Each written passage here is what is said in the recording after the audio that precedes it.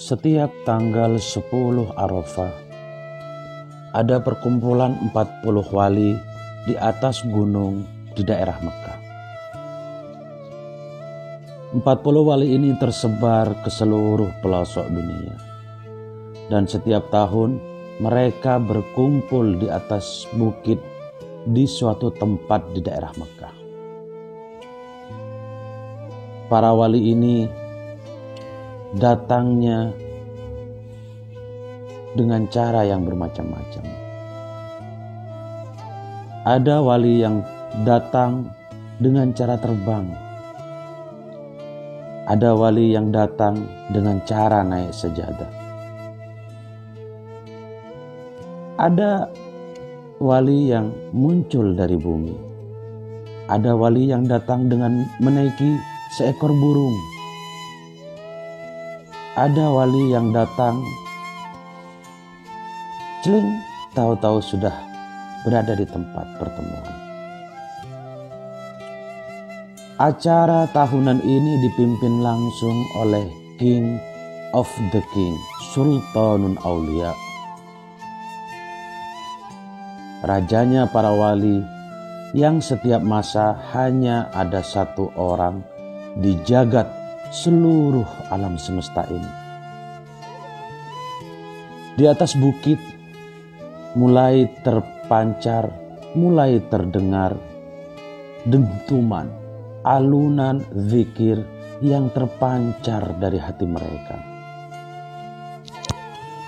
Di atas bukit, para malaikat berwujud awan ikut menyemarakkan acara reuni tahunan ini dengan hembusan angin yang sepoi-sepoi. Berlantunkan takbir, tahmid dan tahlil. Tampak di kejauhan, di bawah bukit, ada seorang yang tidak terlalu tua. Tampak tertatih-tatih dan sangat kesulitan mencoba menaiki bukit. Berbeda dengan wali-wali yang datang sebelumnya, seorang tua ini tampak sangat kesulitan menaiki bukit dengan tongkatnya. Dia berusaha melewati bebatuan yang terjal dan berliku. Kadang dia berhenti sebentar untuk mengatur pernafasannya, lalu melanjutkan menaiki bukit lagi. Setelah sampai di puncak, tampak jelaslah orang ini. Gemuruh nafasnya masih tampak tersengal-sengal kecapean. Pakaiannya biasa, jubah putih yang agak kecoklatan dan agak kotor. Walaupun kelelahan, wajahnya selalu tersenyum. Dari wajahnya bisa dikatakan orang ini tidak gampang meremehkan orang lain, tawadu dan sopan.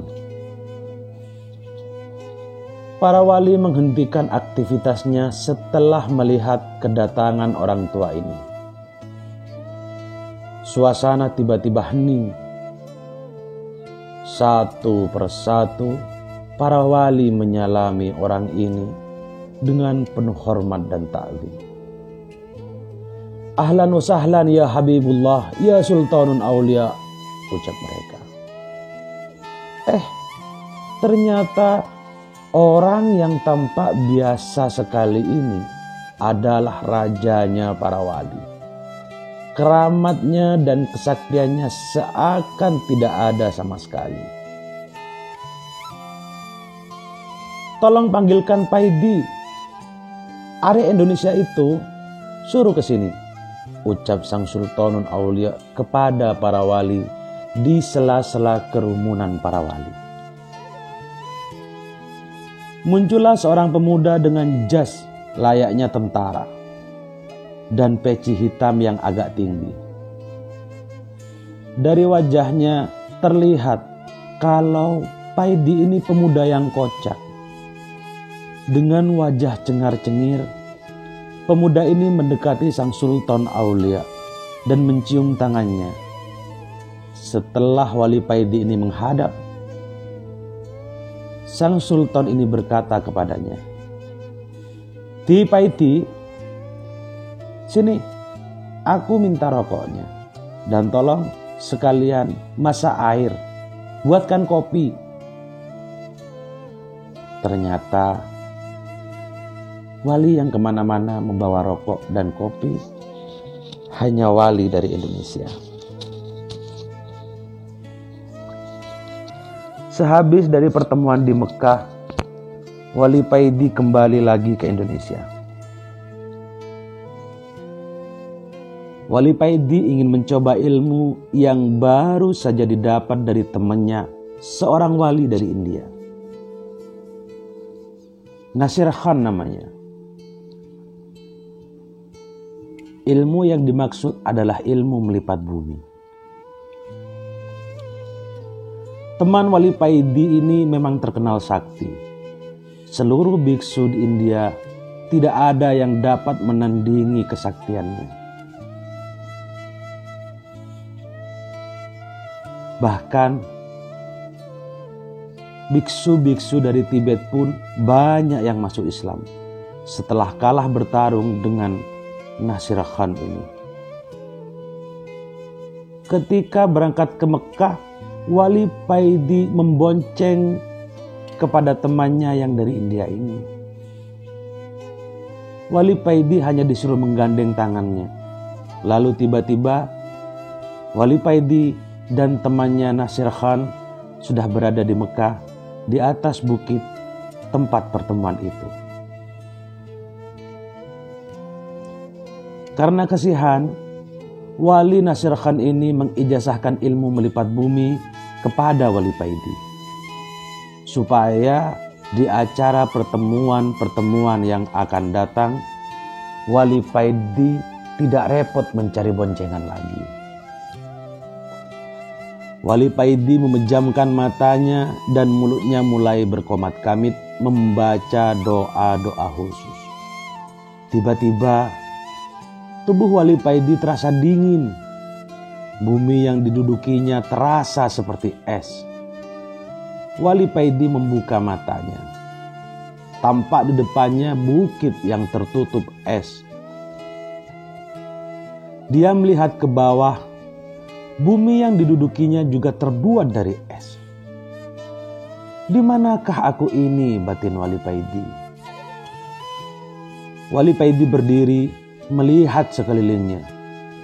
Semua tampak putih tertutup salju. Wali Paidi berjalan mengitari tempat yang belum pernah dilihat selama hidupnya. Sepi, tiada orang sama sekali.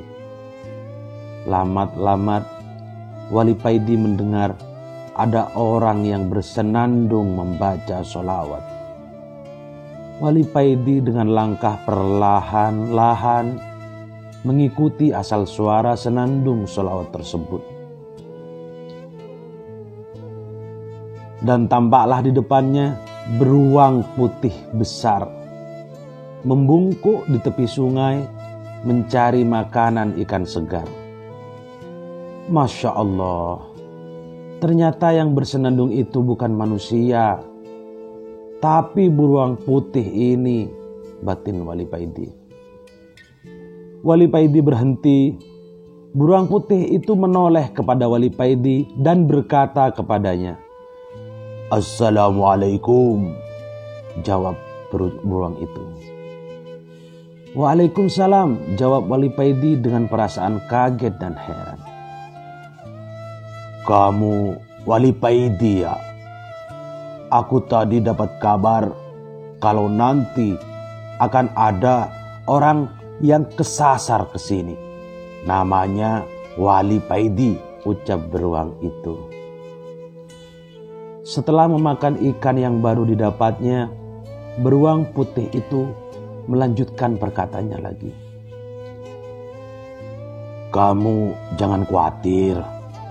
Memang sudah biasa. Orang belajar itu tidak bisa langsung menguasai yang baru didapatnya. Cobalah sekali lagi," kata beruang tersebut. lalu pergi meninggalkan Wali Paidi. Wali Paidi diam 1000 bahasa. Wali Paidi mendongak ke atas, melihat posisi matahari. Ternyata dia kesasar ke kutub selatan dan bertemu seekor burung putih yang bisa bicara. Setelah sholat sunnah 2 rakaat, Wali Paidi mulai merapal doanya kembali. Setelah itu, Wali Paidi membuka matanya kembali dan betapa kagetnya Wali Paidi ketika membuka matanya. Tampak di sekelilingnya banyak orang-orang berlarian dengan memakai baju gamis selutut dengan memakai surban. Tampak di tangan mereka senjata AK-47. Ternyata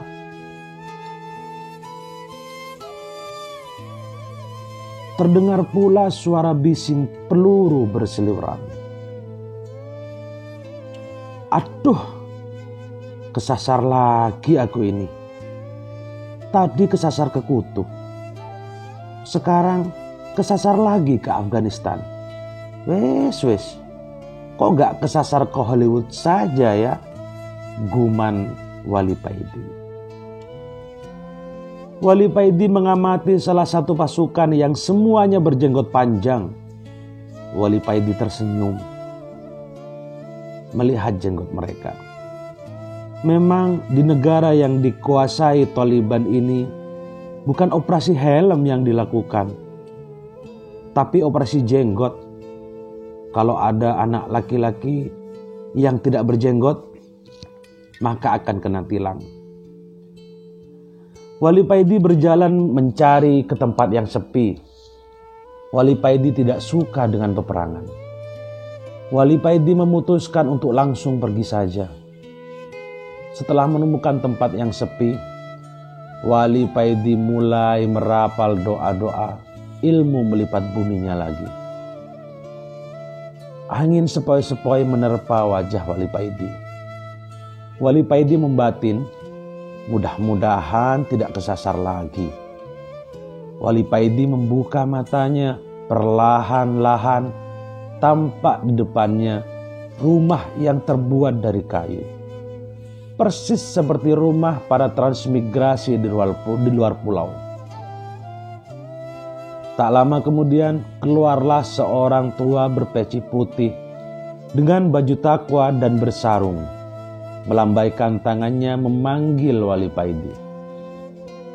Wali Paidi teringat dengan orang tua ini.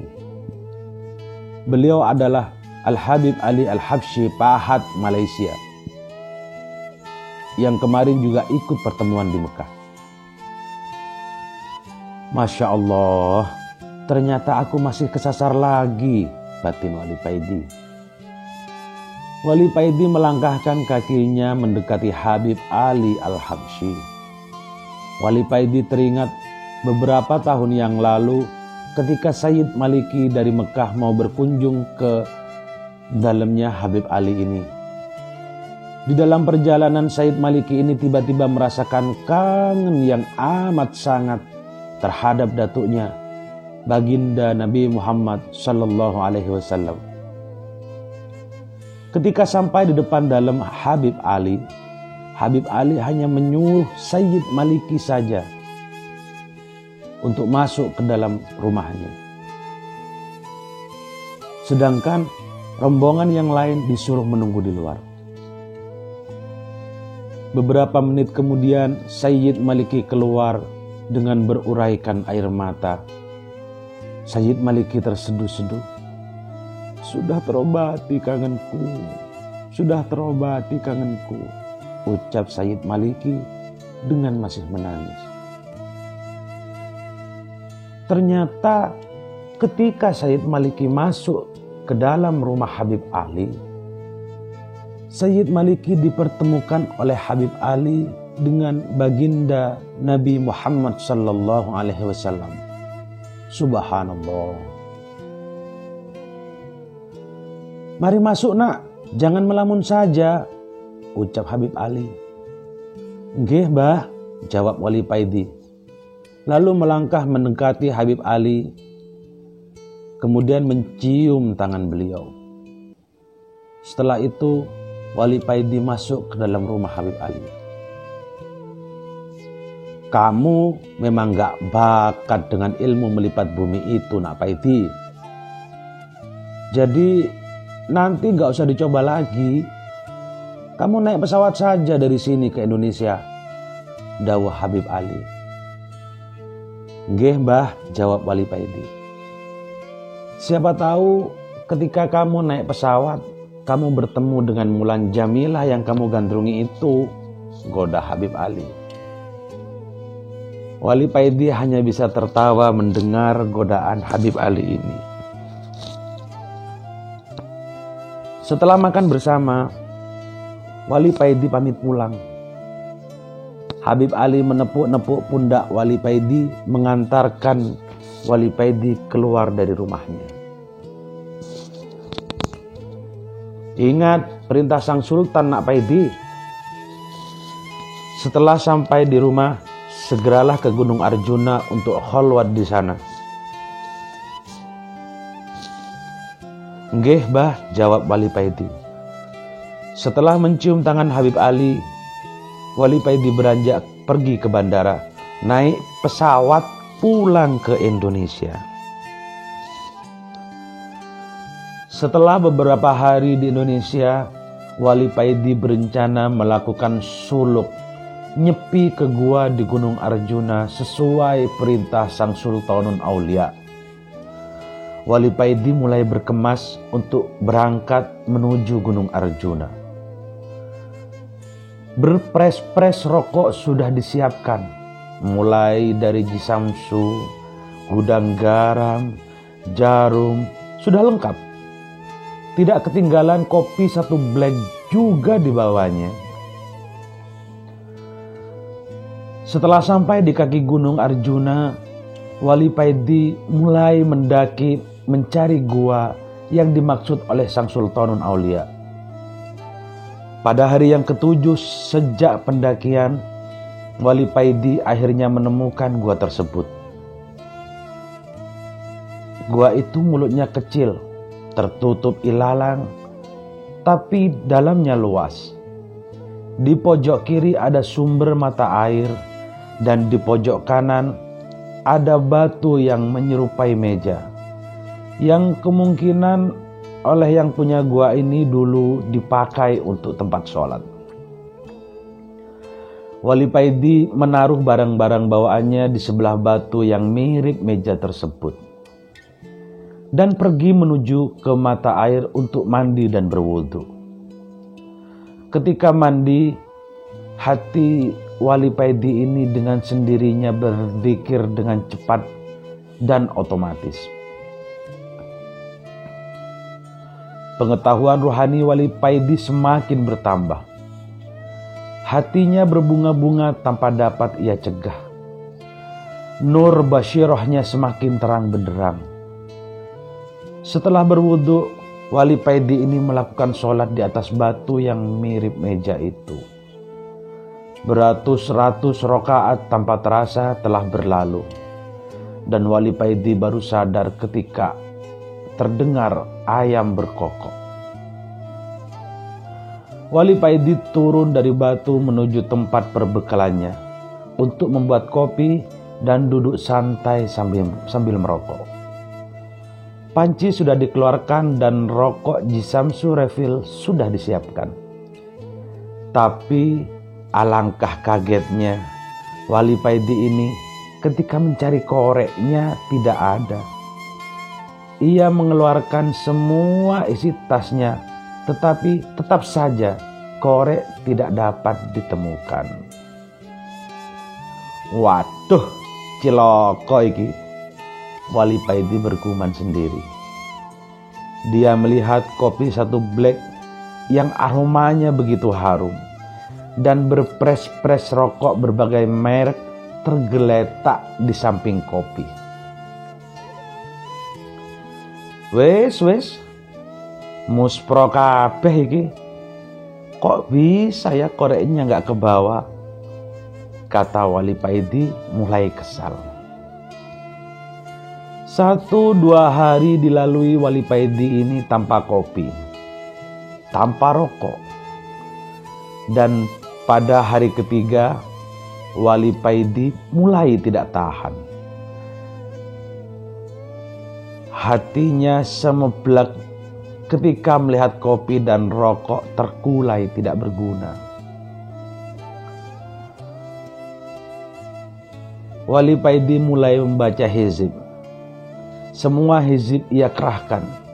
Dan setelah membaca Asy-Syifa 3 kali, Wali Paidi ini mengusap telapak tangannya pada matanya.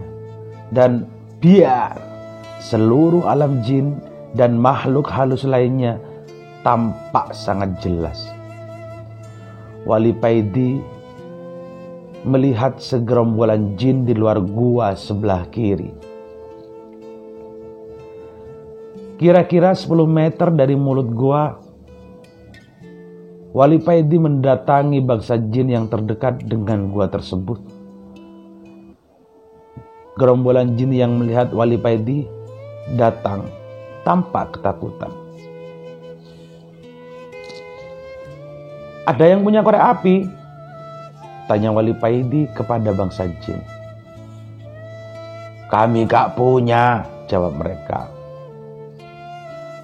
Wali Paidi langsung mengobrak-abrik tempat jin tersebut. Para jin lari tunggang langgang dan banyak sekali yang terluka. Selanjutnya, setiap tempat yang ada jinnya didatangi oleh Wali Paidi ini. Dan kalau ditanya jawabannya gak punya korek api, maka Wali Paidi akan langsung mengobrak-abrik tempat tersebut.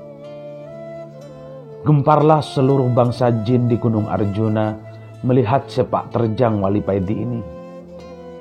Seluruh desa dan kota dari kerajaan jin di Gunung Arjuna ini telah diobrak-abrik oleh Wali Paidi.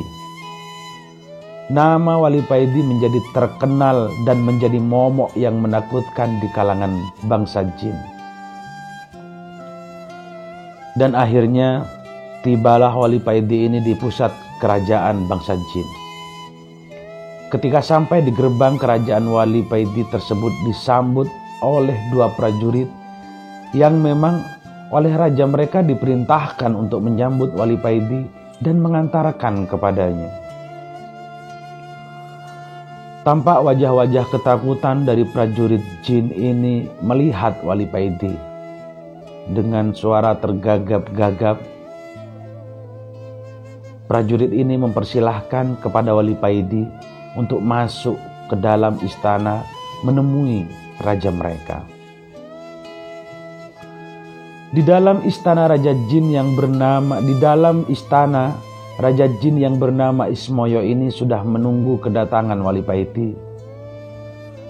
Setelah Wali Paidi masuk ke istana, Raja Ismoyo ini langsung turun dari singgasananya, menyambut langsung Wali Paidi dan mempersilahkan Wali Paidi untuk duduk di sampingnya. Dengan agak takut, Raja Ismoyo ini berkata, "Hamba dengar Tuan Wali telah membuat geger kerajaan hamba. Tuan telah mengobrak-abrik seluruh wilayah kerajaan hamba tanpa ada yang sanggup melawan Tuan. Apakah gerangan yang Tuan cari sehingga Tuan murka begini? Mungkin hamba bisa membantu." Wali Paidi menjawab, "Aku mencari korek. Apakah kamu punya?" Seluruh prajurit tegang menunggu jawaban raja. Senjata, pedang, dan tombak sudah mereka pegang dengan erat, bersiap kalau-kalau ada hal-hal yang tidak diinginkan.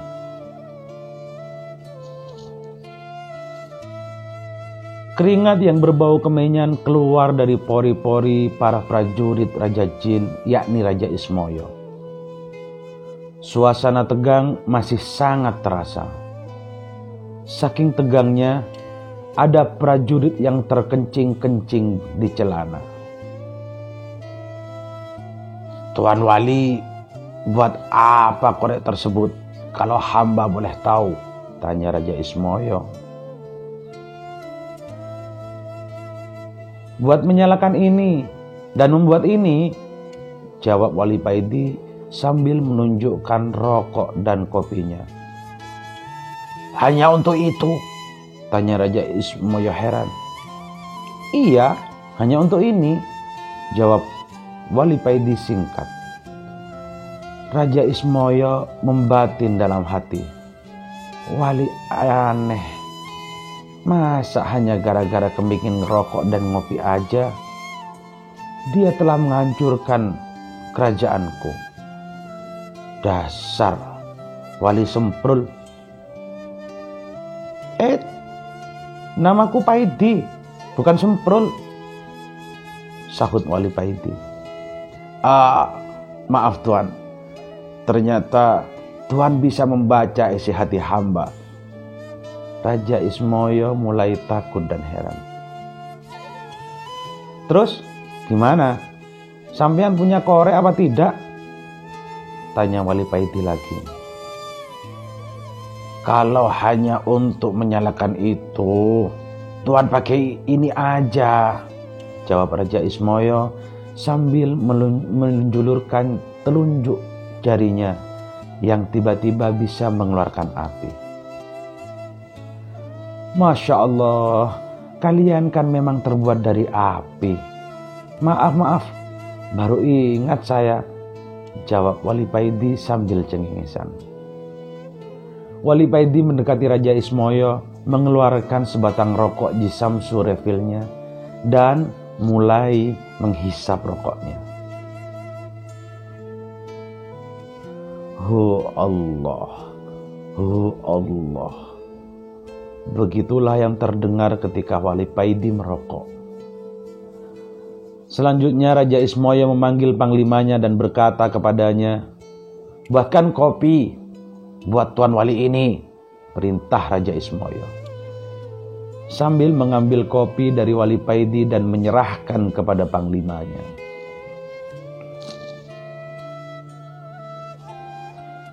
"Jangan manis-manis ya," Wali Paidi berpesan. Kerajaan Raja Ismoyo ini yang terkenal angker dan ditakuti bangsa jin dan manusia sekarang berubah bagaikan warung kopi pinggir jalan gara-gara Wali Paidi. "Sampean tidak merokok?"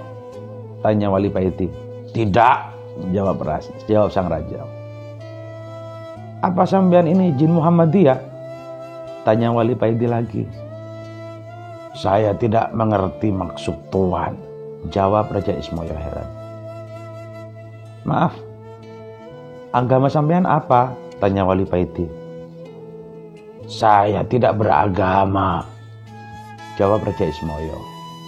"Oh begitu," guman Wali Paidi. Keduanya lalu terdiam agak lama. "Maaf Tuan, wirid apa yang Tuan baca sehingga Tuan tidak bisa dikalahkan oleh para prajurit saya?" tanya Raja Ismoyo heran dan penasaran.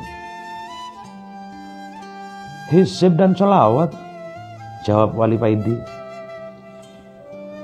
"Maukah Tuan mengajarkan kepada saya?" pinta Raja Ismoyo. "Ya boleh, tapi sampean harus masuk Islam dulu," jawab Wali Paidi. Lalu Raja Ismoyo memanggil panglimanya, memerintahkan kepadanya untuk mengumpulkan seluruh rakyat dan semua prajuritnya. Dalam sekejap balai agung istana ramai, dipenuhi prajurit dan rakyat, bahkan sampai meluber keluar istana. Selanjutnya Raja Ismoyo bersimpuh di kaki Wali Paidi, diikuti seluruh rakyatnya. "Kami dengan sukarela siap masuk Islam, mengikuti agama Tuan," kata Raja Ismoyo kepada Wali Paidi. "Baiklah, ikuti apa yang aku ucapkan," kata Wali Paidi. Dengan suara yang sangat berwibawa, Wali Paidi mengucapkan 2 kalimat syahadat, diikuti seluruh bangsa jin kerajaan Raja Ismoyo. Ucapan syahadat para bangsa jin ini menggema ke seluruh Gunung Arjuna. Bahkan seluruh hewan di Gunung Arjuna berhenti sejenak. Tidak ada yang bersuara mendengarkan ucapan syahadat ini. Setelah mengucapkan 2 kalimat syahadat, Wali Paidi mengajarkan pada mereka apa itu Islam dan menjabarkan arti iman secara singkat. Selanjutnya Wali Paidi tinggal di istana Raja Ismoyo guna mengajari mereka cara sholat, cara berzikir, dan lain sebagainya. Setelah beberapa minggu tinggal di istana, Wali Paidi akhirnya mohon pamit kepada Raja Ismoyo. Kami butuh pencerahan dari Tuan. Sudilah kiranya Tuan tetap di sini beberapa hari lagi, pinta Raja Ismoyo kepada Wali Paidi. Jangan khawatir, kelak aku akan datang lagi kemari, kata Wali Paidi dengan tersenyum. Wali Paidi mendekati Raja Ismoyo dan memegang dada Raja Ismoyo sambil berkata, ajaklah hatimu untuk zikir terus menerus. Ucapkan Allah, Allah, Allah, Allah secara berkesinambungan. Dalam keadaan apapun, teruslah berzikir dan berusahalah selalu dalam keadaan punya wudhu. Andai Allah mencabut nyawamu, kamu dalam keadaan suci. Terima kasih Tuan, pesan Tuan akan kami laksanakan, jawab Raja Ismoyo dengan takzim. Kalau hatimu sudah bisa berzikir, maka Allah sendiri yang akan membimbingmu, kata Wali Paidi. Apakah kami akan menjadi wali kalau hati kami sudah bisa berzikir sendiri? Tanya Raja Ismoyo. Hahaha, jangan sekali-kali punya niat pingin jadi wali, karena keinginan itu termasuk nafsu. Berzikirlah karena Allah, jangan ada niatan yang lain-lain, jelas Wali Paidi. Setelah menghisap rokoknya, Wali Paidi berkata lagi, Allah menjadikan manusia pemimpin di muka bumi ini dan mengangkat para walinya dari kalangan manusia, jelas Wali Paidi lagi. Oh, begitu. Kalau Allah menghendaki, begitu juga. Kami sangat ridho dengan keputusan Allah tersebut, jawab Raja Ismoyo sambil mengangguk-anggukkan kepalanya.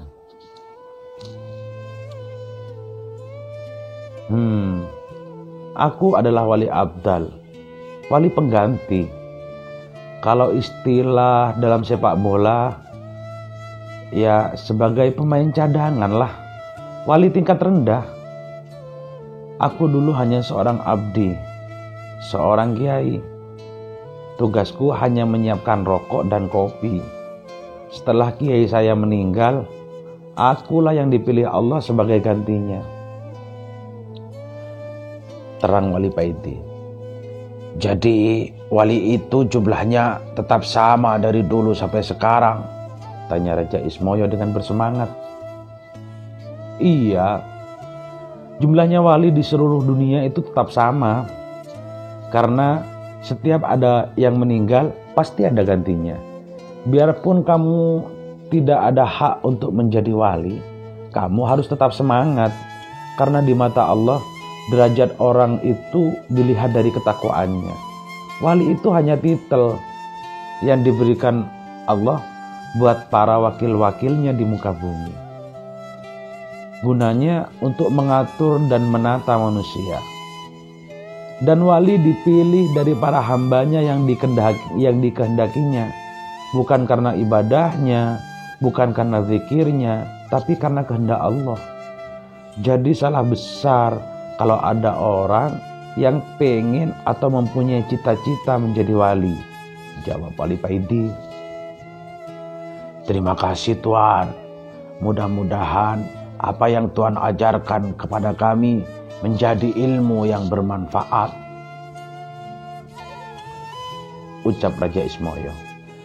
Akhirnya Wali Paidi pamit dan meninggalkan Gunung Arjuna diiringi Raja Ismoyo dan seluruh rakyatnya. Setelah Wali Paidi sudah tidak tampak, Raja Ismoyo dengan suara lantang berkata kepada rakyatnya, "Rakyatku semua, nanti atau kapanpun kalau ada orang yang ke Gunung Arjuna ini berbekal rokok dan kopi, jangan sampai diganggu. Jagalah mereka sampai mereka meninggalkan Gunung Arjuna ini demi menghormati guru kita Wali Paidi. Titah paduka akan kami laksanakan," jawab mereka dengan serempak. Sesampainya di rumah sehabis dari Gunung Arjuna, Wali Paidi menjalankan aktivitas sebagaimana biasanya. Tiap pagi, Wali Paidi pergi ke pasar berjualan minyak wangi. Orang-orang di pasar dan di rumahnya biasa memanggilnya Kang Paidi tukang minyak. Sekitar jam 1 siang, Wali Paidi ini menutup tokonya dan pulang. Setelah sholat asar, sehabis istirahat, Wali Paidi mengajari anak-anak kecil di langgarnya belajar membaca Al-Quran sampai waktu maghrib. Dulu di langgar wali kecil yang sederhana ini ramai sekali dipenuhi anak-anak yang belajar mengaji. Tetapi setelah ada sistem Iqra dan Qiroti, langgar Wali Paidi ini sepi. Anak-anak pada pindah ke TPQ yang memang banyak tersebar di kampung Wali Paidi ini.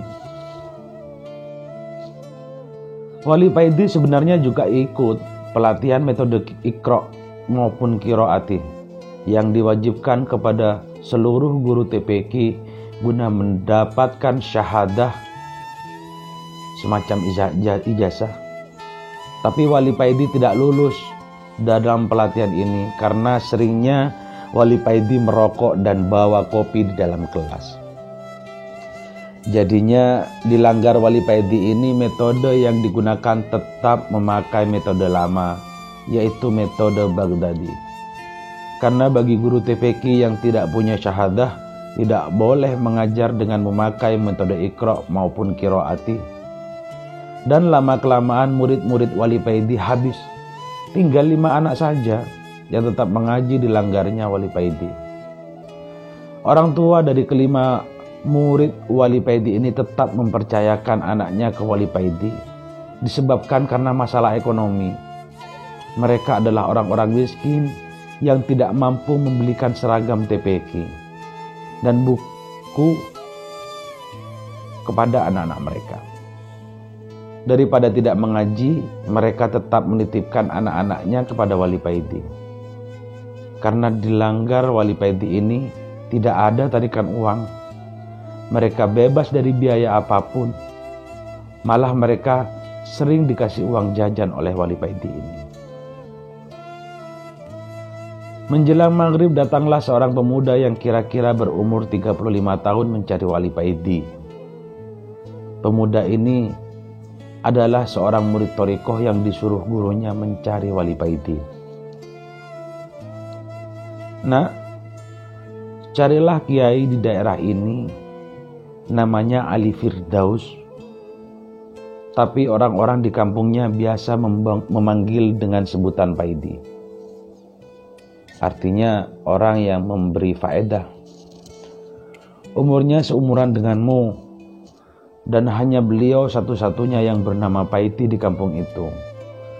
Kalau kamu ketemu dengannya, sampaikan salamku. Mintalah nasihat kepadanya. Begitulah yang dikatakan guru pemuda ini kepadanya. Waktu itu pemuda ini disuruh mencari Wali Paidi karena seringnya pemuda ini mengalami hal-hal aneh. Seperti ketika sholat, tiba-tiba ia sudah berada di Mekah dan sholat di hadapan Ka'bah. Dan begitu banyak orang yang melihatnya sholat di atas daun, padahal dia ada di rumah. Pemuda ini akhirnya sowan kepada gurunya dan melaporkan semua kejadian yang dialaminya, dan disuruh mencari Kiai Ali atau Kiai Paidi. Sesampai di kampung yang dimaksud, pemuda ini bertanya kepada orang-orang, "Di manakah rumah Kiai Paidi?" "Di sini tidak ada yang namanya Kiai Paidi. Yang ada Kang Paidi, seorang penjual minyak wangi." Begitu jawab orang kampung ketika ditanya pemuda ini. "Baiklah, di mana rumah Kang Paidi penjual minyak wangi itu?" tanya pemuda ini. Pemuda ini yakin bahwa Kang Paidi itulah Kiai Paidi yang dicarinya, karena gurunya juga bilang bahwa nama Paidi hanya satu orang di kampung ini. Pas waktu maghrib, pemuda ini sampai di rumah Wali Paidi. Pemuda ini bertanya kepada seorang wanita yang berada di depan rumah Wali Paidi, "Apakah benar ini rumah Kang Paidi penjual minyak wangi?" "Benar, Nak. Dia ada di langgar itu, sedang ngimami sholat maghrib," jawab wanita itu sambil menunjuk langgar yang berada di sebelah rumah Wali Paidi. "Terima kasih, Bu," jawab pemuda itu sambil menuju ke langgar guna sholat maghrib dan sekalian sowan kepada Kiai Paidi. Sehabis mengambil wudhu, pemuda ini masuk ke langgar dan sholat berjamaah bersama dengan yang lain. Dilihatnya, yang sholat di langgar ini cuma 3 orang.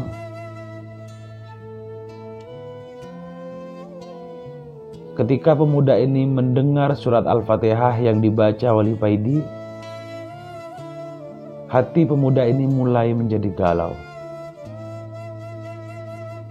Karena Wali Paidi ini ketika membaca huruf Ain menjadi Eng, Rabbil Alamin menjadi Rabbil Ngalamin. Gimana mau khusyuk dan sholatnya diterima, uang bacanya aja udah keliru. Apakah tidak salah gurunya menyuruh sowan kepadanya? Guman pemuda ini dalam hati. Setelah salam dan melakukan wirid seperti biasa pada umumnya, Wali Paidi ini melanjutkan dengan sholat sunnah. Sehabis sholat sunnah, Wali Paidi ini keluar dari langgar dan duduk di teras sambil merokok. Pemuda ini menghadap kepada Wali Paidi. "Assalamualaikum," jawab pemuda ini. "Waalaikumsalam," jawab Wali Paidi sambil tersenyum. Setelah menyampaikan salam dari gurunya kepada Kiai Paidi, pemuda ini menceritakan maksud kedatangannya dan menceritakan hal-hal aneh yang dialaminya kepada Wali Paidi. Saya juga heran, kok kamu sampai bisa seperti itu ya, mengalami hal-hal menakjubkan. Padahal sholat kamu tadi saja masih sibuk ngurusi tajwid daripada mengingat kepada Allah," kata Wali Paidi ini kepada pemuda itu. Ternyata seketika itu pula pucatlah wajah pemuda ini. Dan di dalam hati pemuda ini berkata, "Masya Allah, ternyata gurunya tidak salah mengenai kiai muda ini." Pemuda ini semakin menundukkan kepalanya di hadapan Wali Paidi.